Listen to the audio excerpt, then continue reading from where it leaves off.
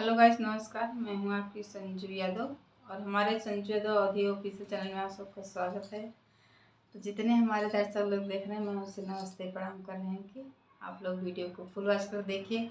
आइए, बहुत ही मज़ेदार नाच गीत लेके आई हूँ। कैसा लगा तो जरूर कमेंट में बताइए।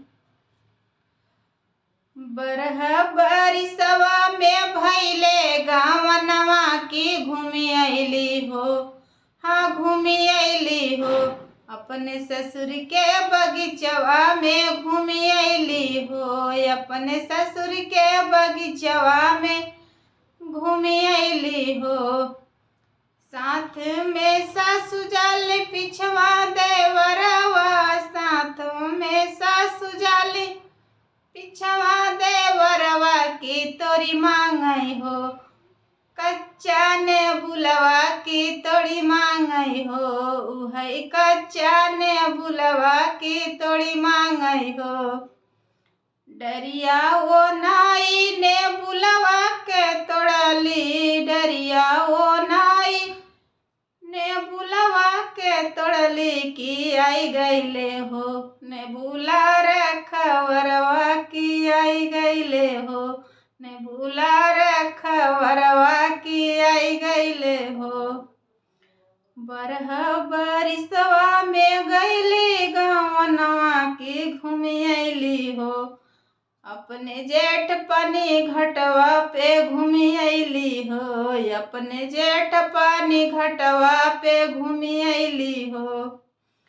साथ में जेठान जली पिछवा देवरवा, साथ में जेठान जली पिछवा देवरवा की घोटई के मांगई हो। घड़ी लाक पानी हरवा घोटई के मांगई हो, घड़ी लाक ठंडा पनिया घोटई के मांगई हो।